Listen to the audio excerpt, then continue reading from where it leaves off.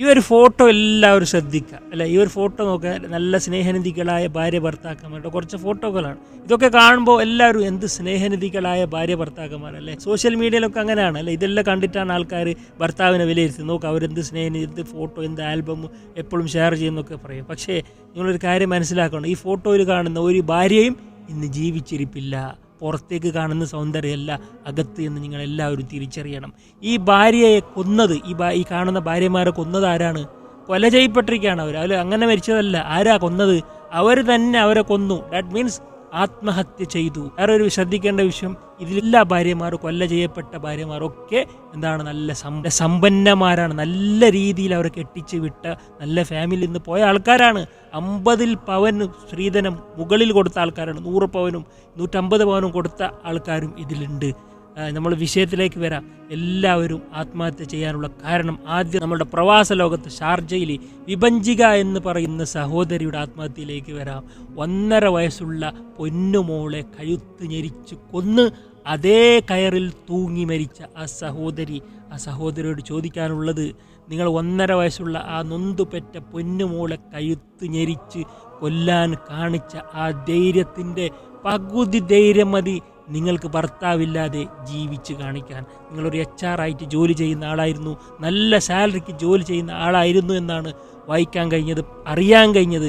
ആ ഒരു ജോലി ഉണ്ടാവുമ്പോൾ നിങ്ങൾ ആ 1.5 വയസ്സുള്ള പൊന്നുമോൾ, അവൾ എന്ത് തെറ്റ് ചെയ്ത് പക വീട്ടുകയാണ് നിങ്ങൾ. ഭർത്താവിനോടുള്ള പക, വീട്ടുകാരോടുള്ള പക നിങ്ങൾ ഇങ്ങനെയല്ല വീട്ടേണ്ടത്. 2 കൊലയാണ് നിങ്ങൾ ചെയ്തത്. ആ പൊന്നുമോൾ എന്ത് പിഴച്ചു? എന്തിനാണ് ഇങ്ങനെ നിങ്ങൾ സ്ത്രീകൾ സ്വയം കൊല ചെയ്യപ്പെടുന്നത്? നിങ്ങൾ എന്തിനാണ് കൊല്ലുന്നത്? ഭർത്താക്കന്മാരില്ലാതെ നിങ്ങൾക്ക് ജീവിക്കാൻ പറ്റും. എല്ലാവരും ഇതിൽ കാണുന്ന ഫോട്ടോയിൽ കാണുന്ന എല്ലാവരും നല്ല വിദ്യാഭ്യാസം, നല്ല സമ്പന്നമായ കുടുംബം. ഇവർക്ക് പ്രശ്നം അഭിമാനമാണ്. ഇവർക്ക് പകയാണ് ഭർത്താക്കന്മാരോട്, വീട്ടുകാരോട് പക. അവർ ഇങ്ങനെ ആത്മഹത്യ ചെയ്തിട്ടാണ് തീർക്കുക. അല്ലെങ്കിൽ മനോവിഷമം. എന്ത് മനോവിഷമം പോയി. ഇത് എത്ര കുടിയന്മാരുണ്ട്. പൊന്നുപോലെ പോറ്റുന്ന എത്ര കുടിയന്മാരുടെ വീട്ടിൽ ഒരാളും ആത്മഹത്യ ചെയ്യുന്നില്ല. അവർക്ക് വിദ്യാഭ്യാസം ഇല്ല. അവർക്ക് ഒരുപാട് 100 പവൻ 50 പവനൊന്നും സ്ത്രീധനം കൊടുക്കാതെ കെട്ടിച്ചയച്ച, 10 പവന് പോലും സ്ത്രീധനം കൊടുക്കാതെ കെട്ടിച്ചയച്ച ഒരുപാട് പാവപ്പെട്ട സ്ത്രീകൾ എത്ര വീട്ടിൽ എത്ര സന്തോഷമായി കഴിയുന്നു. പക്ഷെ ഇങ്ങനെ സംഭവിക്കുന്നത് എന്തുകൊണ്ടാണ്? ഇതിന് കുറ്റക്കാർ നിങ്ങൾ തന്നെ പറയാം. ഈ വീഡിയോ കാണുന്ന ഓരോ ആൾക്കാരും ഇതിനെക്കുറിച്ച് ചർച്ച നമ്മൾ ചെയ്തേ പറ്റൂ. കാരണം ഇത് കൂടിക്കൂടി വരികയാണ്. നാളെ നമ്മളുടെ സഹോദരിമാർക്കും ഈ ഒരു അവസ്ഥ വരാൻ പാടില്ല.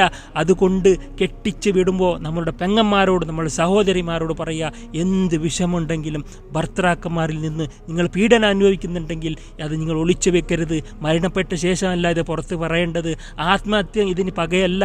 ഇത് നിങ്ങളെ കൊല്ലുമ്പോൾ നിങ്ങളാണ് തോൽക്കുന്നത്. ഇവർ 1 മാസം അല്ലെങ്കിൽ 1 വർഷം ജയിലിൽ ഇടും, പിന്നെ എല്ലാവരും മറക്കും, പിന്നെ അവൻ വേറെ പെണ്ണ് കെട്ടിപ്പോകും. ഒരിക്കലും അത് പകയല്ല, നിങ്ങളാണ് തോൽക്കുന്നത്.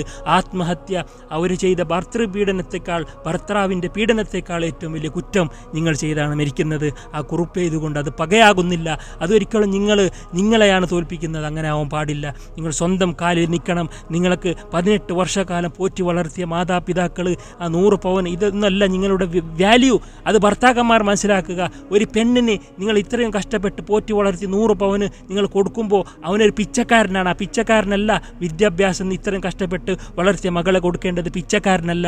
നിങ്ങൾ സ്ത്രീധനം എരന്ന് വാങ്ങിക്കുന്ന ആൾക്കാർ, പൈസ ഉണ്ടായിട്ട് പോലും അവന് തികയാതെ, അവന് നിങ്ങളെ മകളെ കണ്ടിട്ടല്ല, അവന് പൈസയോടുള്ള സ്നേഹമാണ് അവന് പിശാചാക്കുന്നത്. അത്തരം കുടുംബക്കാർക്ക് കൊടുക്കേണ്ട. പാവപ്പെട്ടവർ, കൂലിപ്പണിക്കാർക്ക്, ഡ്രൈവർമാർ, അവരൊക്കെ പൊന്നുപോലെ നോക്കുന്നില്ല. നിങ്ങൾക്ക് അഭിമാനമാണ് വലുത്. മാതാപിതാക്കൾ പറയുന്നത് എനിക്ക് മനസ്സിലായിരുന്നു. അവന് വിവാഹ നിശ്ചയം കഴിഞ്ഞപ്പോഴേ അവനൊരു കുടിയനാണെന്ന് ഞങ്ങൾക്ക് മനസ്സിലായി. എന്നിട്ടും ഞങ്ങൾ അഭിമാനം ഓർത്ത്, നാട്ടുകാർ എന്ത് വിചാരിക്കുമെന്ന് ഓർത്തിട്ടാണ്, അത് നേരെയാകുമെന്ന് വിചാരിച്ചിട്ടാണ് പിന്നെയും അയച്ചത് എന്ന് പറയുന്ന രക്ഷിതാക്കളാണ് ഏറ്റവും വലിയ വില്ലന്മാർ. അവരാണ് ഏറ്റവും വലിയ തെറ്റുകാർ. എന്തിനാണ് നാട്ടുകാർ വിലവെക്കുന്നത്? നാട്ടുകാരിന് നല്ല നിലയിൽ ജീവിച്ചാൽ അവരെന്തെങ്കിലും പറയും, അല്ലെങ്കിൽ ഡൈവേഴ്സ് ആയാൽ അവരെന്തെങ്കിലും പറഞ്ഞുകൊണ്ടേയിരിക്കും. നാട്ടുകാരല്ല. നിങ്ങൾ അവർക്ക് കല്ലുവല്ലിയാക്കി നിങ്ങളുടെ മകളെ, നിങ്ങളുടെ ലൈഫ് നോക്കണം. അവളോട് പറയണം, എന്ത് പ്രശ്നം ഉണ്ടെങ്കിലും ഇങ്ങോട്ട് വന്നോളൂ, നമ്മൾക്ക് വേറെ ആലോചന നോക്കാം, അവനെ വിട്ട് വാ. അങ്ങനെയാണ് പറഞ്ഞു കൊടുക്കേണ്ടത്. അല്ലാതെ സഹിക്കുക അല്ലെങ്കിൽ ആത്മഹത്യ ഇതിലേക്ക് നിങ്ങൾ പോകാതിരിക്കുക. സ്ത്രീകളോട് പറയാം, നിങ്ങൾക്ക് വിദ്യാഭ്യാസമുണ്ട്, നിങ്ങൾക്ക് ഡൈവേഴ്സ് ആയി കഴിഞ്ഞാൽ നിങ്ങൾ ഒറ്റപ്പെടില്ല. ദൈവം, അതാണ് ഏറ്റവും വലിയ ഒരു എഡ്യൂക്കേഷൻ എന്ന് പറയുന്നത്, വിദ്യാഭ്യാസം എന്ന് പറയുന്നത് ദൈവത്തെ മനസ്സിലാക്കുക എന്നുള്ളതാണ്. ദൈവത്തിൻ്റെ വചനത്തെ മനസ്സിലാക്കുക എന്നുള്ളതാണ്. അതല്ലാതെ ഡോക്ടർ നേടി, എഞ്ചിനീയർ നേടി ഒന്നും നിങ്ങൾ വിദ്യാഭ്യാസമാകും പൂജ്യമാകുന്നില്ല. നിങ്ങൾ വട്ടപൂജ്യമാണ്. ദൈവത്തെക്കുറിച്ച് പഠിച്ചില്ലെങ്കിൽ, ദൈവത്തിൻ്റെ വിദ്യയെക്കുറിച്ച് പഠിച്ചില്ലെങ്കിൽ. ഒരുപാട് കമൻറ്റ് വായിച്ചിട്ടുണ്ട്. ഞാനും ഇതേ ഒരു അവസ്ഥയിൽ പോയതാണ്. മകളെ ഓർത്തിട്ട് ഇപ്പോൾ ഞാൻ സഹിച്ചത് കൊണ്ട് ഞാനിപ്പോൾ നല്ല രീതിയിൽ ജീവിക്കുന്നു. അതാണ് ദൈവം അള്ളാഹു സുബ്ഹാനഹു വ തആല. ഞാൻ എൻ്റെ ദീനിലേക്ക്, ഇസ്ലാമിലേക്ക് വരികയാണ്. ഇഷ്ടപ്പെടുന്നവർ കേൾക്കുക, അല്ലാത്തവർ പോകുക. കാരണം ഇസ്ലാം എന്ന് പറയുന്നത് അത് മുസ്ലിങ്ങളുടെ മാത്രം ദൈവമല്ല, എല്ലാവർക്കും അവതരിപ്പിക്കപ്പെട്ട ഒരു ഗ്രന്ഥമാണ് ഖുർആൻ. അതിൽ വളരെ കൃത്യമായിട്ട് പറഞ്ഞിട്ടുണ്ട്, ഞാൻ നിങ്ങളെ പരീക്ഷിക്കുക തന്നെ ചെയ്യും. അത് ഇങ്ങനെ വരാം, ഭർത്താക്കന്മാരിൽ വരാം, ഭാര്യമാരിൽ വരാം. അപ്പോൾ നിങ്ങൾ ക്ഷമിക്കണം. അത് ആത്മഹത്യ ചെയ്തിട്ടല്ല ക്ഷമിക്കേണ്ടത്. അത് ദൈവത്തിന് ഭരമേൽപ്പിക്കുക. ദൈവത്തിന് നിങ്ങൾ എനിക്ക് അള്ളാഹു നല്ല കാലം തരും, നല്ല വിധി വരും, ഇനി തന്നില്ലെങ്കിൽ അതിൽ നിന്ന് ഡൈവേഴ്സായിട്ട് മാറിയിട്ട് വേറെ ആലോചനയിലേക്ക് പോകുക. അതാണ് അള്ളാഹു ഖുർആനിൽ പറഞ്ഞത്. നിങ്ങൾ ദാരിദ്ര്യം ഭയന്ന് നിങ്ങളെ കുട്ടികളെ നിങ്ങൾ കൊല്ലരുത്. നിങ്ങൾക്കും നിങ്ങളുടെ മക്കൾക്കും ഭക്ഷണം തരുന്നത് ഞാനാണ്. അതുകൊണ്ട് നിങ്ങൾ കൊല്ലരുത്. എല്ലാവരും പേടിച്ചിട്ട് ഞാൻ മരിച്ചാൽ എനിക്ക് ഈ അവസ്ഥ വന്ന് എൻ്റെ മകളെ എന്താവുമെന്ന് വെച്ചിട്ട് കുട്ടികളെ കൊല്ലുന്നവർ ഈ ഒരു വചനം മനസ്സിലാക്കുക. നിങ്ങളെ സൃഷ്ടിച്ച ദൈവം നിങ്ങളെ നോക്കിയിട്ടല്ല, നിങ്ങളെ ഭർത്താവിനെ നോക്കിയിട്ടല്ല നിങ്ങളെ സൃഷ്ടിക്കുന്നത്. റബ്ബിനറിയാം ഭക്ഷണം തരാൻ. അതുകൊണ്ട് അതൊന്നും നിങ്ങൾ പേടിക്കണ്ട. തവക്കൽത്തു അലല്ലാഹ്. എനിക്ക് എൻ്റെ റബ്ബുണ്ട്, ഞാൻ ഒറ്റപ്പെടില്ല. എനിക്ക് എൻ്റെ വിദ്യാഭ്യാസമുണ്ട്, എനിക്ക് എൻ്റെ ഉമ്മയുണ്ട്, എനിക്ക് എൻ്റെ ഉപ്പയുണ്ട് എന്ന് അഭിമാനത്തെ ഭയക്കാതെ വീട്ടിലേക്ക് വന്ന് ജീവിച്ച് കാണിക്കണം. എനിക്ക് ജീവിക്കാൻ പറ്റും. ഭർത്താവില്ലാതെ, ആ കള്ളുകൂടിയനില്ലാതെ, അവൻ്റെ അടിമയായിട്ട് എനിക്ക് ജീവിക്കണ്ട. എനിക്ക് ജീവിച്ച് ഡൈവേഴ്സായിട്ടെങ്കിലും എനിക്ക് ജീവിച്ച് എനിക്ക് വിദ്യാഭ്യാസം, എനിക്ക് വേറെ നല്ല ഭർത്താവ് ഇൻഷാ അല്ലാഹ് റബ്ബ് എനിക്ക് തരും എന്ന നിയത്തോടു കൂടി അങ്ങനെ ജീവിക്കുമ്പോഴാണ്, അതാണ് നിങ്ങൾ അവിടെയാണ് വിജയിക്കുന്നത്. അവനും പിന്നെ വേണ്ടായിരുന്നല്ലോ, നല്ലൊരു ഭാര്യയായിരുന്നല്ലോ, ഞാൻ കളഞ്ഞല്ലോ, അങ്ങനെ ആകുമ്പോഴാണ് നിങ്ങൾ വിജയിക്കുന്നത്. ആത്മഹത്യ ചെയ്തത് കൊണ്ട് നിങ്ങൾ ഒരിക്കലും അത് പകയാവുന്നില്ല. ഒരിക്കലും അങ്ങനെ സ്ത്രീകൾ ചെയ്യാൻ പാടില്ല.